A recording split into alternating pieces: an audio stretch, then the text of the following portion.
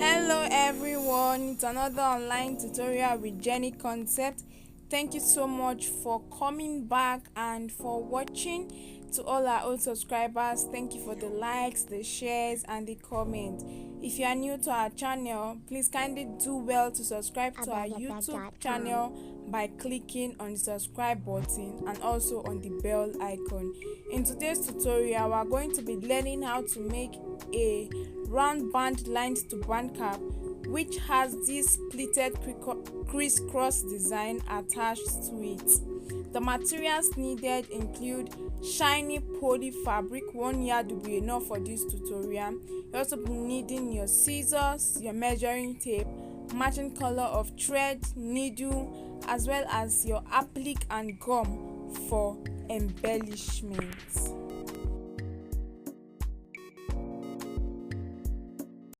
For this design, we have the turban base, which is a round band turban cap, and then I'm going to be using the shiny poly fabric for it. And because of the light nature of the shiny poly fabric, I'm going to double the base. That is going to be lined. So it's going to be a round band lined turban cap, and in addition to that, we have the criss-cross twisted design on it. Now this criss-cross design is going to be pleated to give it that unique outlook, and then you can try to add any embellishment of your choice on it. So I'm going to go ahead to cut out my fabric, and then I'll get back to let us know the measurements required for the design. Now, starting with the turban cap, it's a round band turban cap which is lined, so it has the round band and then the base. So for my band, I have my fabric here.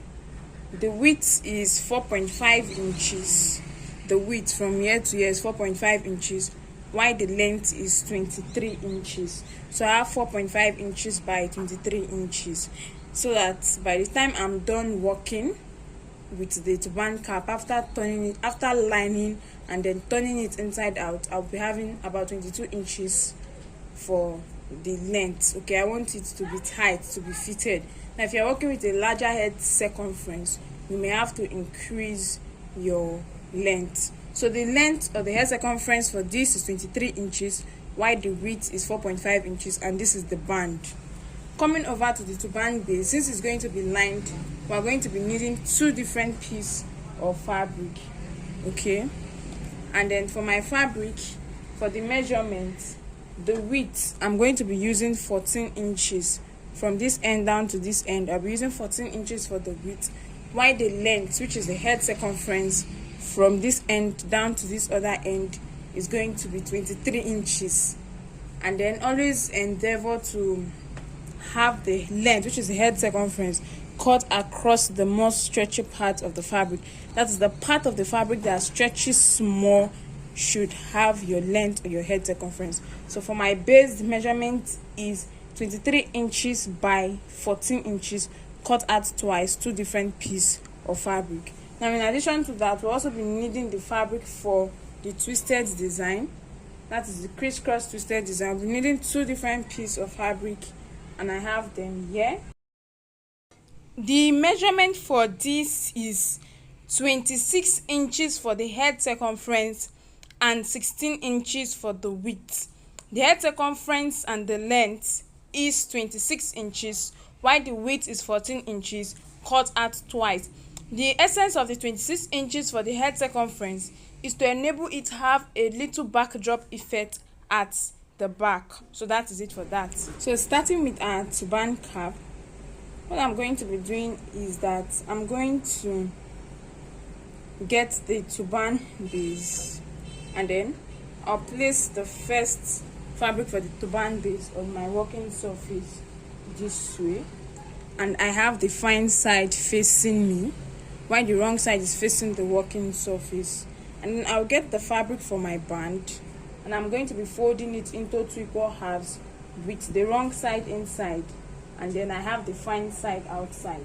And then I'll place at one end of my turban base this way, remember we're lining it, so I'll get the second fabric for my turban base and then place the fine side on the fine side of the first piece of fabric so that I have the wrong side facing me. And so I'm going to go ahead to place it down this way. So this is how it is. And then to continue, I'm going to go over to my sewing machine to sew this. Now when it comes to sewing, I'm going to start sewing from the band. Sew this down. I'm going to sew around the 4 edges of my fabric. But then while sewing, I'm going to be leaving allowance at one edge to enable me turn my fabric inside out. So I'll start sewing this way. Sew down, sew down, sew down. Remember to leave a little bit of allowance. As soon as I'm done sewing, I'll turn my fabric inside out and then get back. So right here, I have my fabric already sewn. I've sewn around the 4 edges, and then I have a little bit of allowance here that I'm going to turn my fabric inside out. So I'm going to go off camera and then go ahead to turn this inside out, and as soon as I'm done, I'll get back. So I've been able to turn my fabric inside out and I have it this way. Please remember to fold in this open end and then close it and have it stitched and have it sewn down so as to close this open end. Now as soon as we are done with that, we're going to be folding our fabric into 2 equal halves this way. Then I'm going to go ahead to place this on my sewing machine and I'm going to be stitching this down in order to form the cap. So I'll start sewing from the band. So I'll sew from the band down to this end and from this end down to this other end. So let me do that and get back. So right here I have my turban cap. As you can see, I started sewing right from the band down to this end, from the band down to this end and then to this end. So what we're going to be doing is that we're going to be making the running stitch now to give us that gathers at the back. Now your running stitch to form the gathers starts immediately after the band, and I have my needle and thread here already doubled, so I'm flipping my work over this way. Then I will start passing my needle and thread in and out to make my running stitch until I get to this very end. Then I will secure my thread and then cut off the excess thread.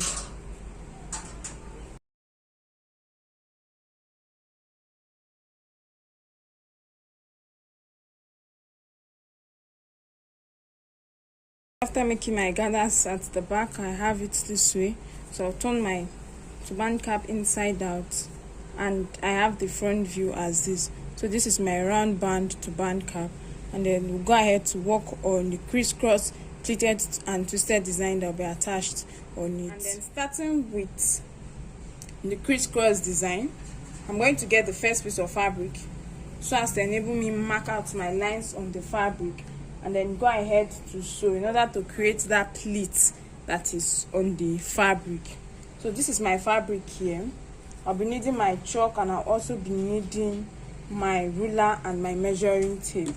Now to start marking out the lines, you need to first determine the measurement you are going to be using. That is for the interval, for the space between each line.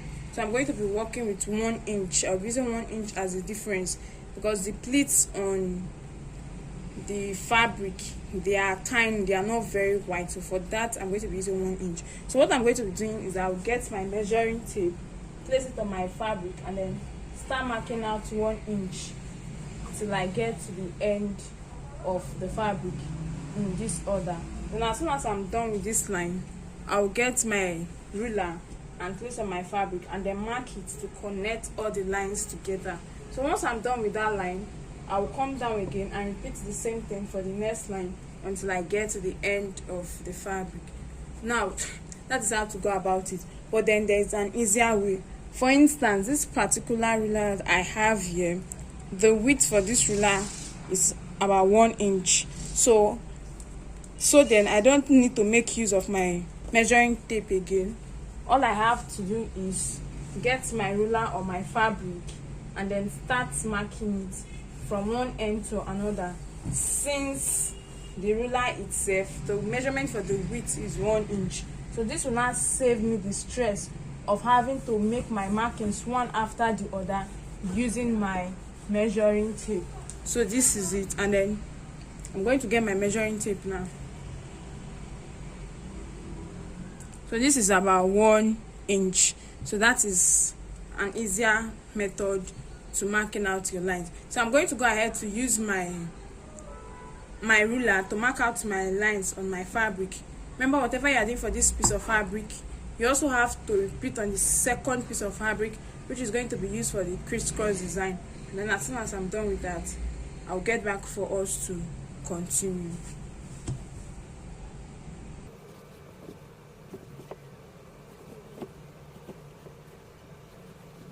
As I'm done, this is how it looks like, and I also have my second piece of fabric here already marked out. So what I have to do now is to take this down to my sewing machine and then sew this down. Now when it comes to sewing, this is how it's done. I will get the first marked line and then I will fold it down, place it on my sewing machine. I'm trying to sew by 1/4 inch or 1/2 inch depending on your sewing allowance, and then place this on my sewing machine and sew this down. Remember that when you are marking your fabric, you have to mark on the wrong side, and when you are sewing the marked line which is on the wrong side of your fabric. And then as soon as I'm done with that, I'll go over again, fold down the second line, sew this down, go over again, fold down the third line, sew it down in that order until I've gotten to the end of the fabric. And I have to do this for the 2 different pieces of fabric that have been cut out. So I'll go over to sew this down, and as soon as that is done, we'll get back to continue with our tutorial. Now coming to my design, this is the fine side of my design, my fabric, and this is the wrong side of my fabric. As you can see, I've sewn along the marked lines and it has been pleated. So this is what here I have both pieces of fabric for my design. I have the first piece of fabric here, I also have the second piece of fabric here, and then I'm going to be placing it in the way we are going to be creating the design. So I'll get the first piece of fabric and the fine side is going to be facing me. I'll place it down this way, so I have the fine side facing me. I'll get the second piece of fabric and then I'll be placing on the first piece of fabric in a cross pattern so that I have fine side facing fine side. Then I'm going to get this uppermost part and then bring it down this way, so the wrong side now of this fabric is facing me. I'm going to hold down this edge with my pin,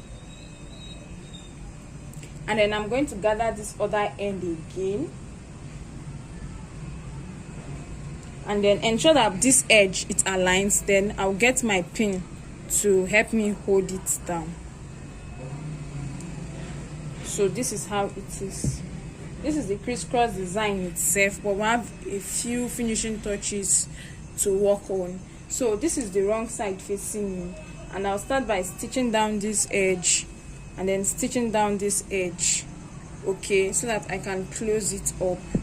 That's what I'm going to do on my sewing machine. After stitching down that edge, then we can now go ahead to turn it to the other side so that we can have the fine side facing us. So I have my design sewn. I've sewn down from this edge down to this edge. I've also sewn down from here to here, and I left allowance I will be able to use to turn my fabric inside out. The same thing is applicable to this other side. I've sewn down from this end to this end. I've also sewn down from this end to this end, and I left allowance I will use to turn my fabric inside out. For now, this part is open, this part is open, and then so this is my fabric, and I also went ahead to have the open part sewn. So as it is now, all edges have been sewn, and the only place where I have it open is at the middle part where I left allowance for turning it inside out. So I'm gradually going to go ahead to turn my fabric inside out. It's going to be a bit difficult, but you will get it at the end of the day. So this is it for this side, and then I will still turn, ensure that the middle part I have it turned properly. Then I will just set my fabric in place where So this is it for this side, and then I will go back and repeat the same thing for this side and then get back. So as soon as I'm done with that, this is what I get. And then to bring this to an end, I'm going to get both ends together so it's open this way with the crisscross design at the middle. I'll place this end down together and sew it from one end to the other, and then after sewing, I'll go ahead to make a running stitch. Now the fabric might end up being a little bit too bulky for your sewing machine to stitch through, so instead of that, you can go ahead to make your running stitch using your needle. And so that's just what I'm going to be doing now. So I just place it properly in place and then get my needle and thread and make my running stitch through, just the way we make the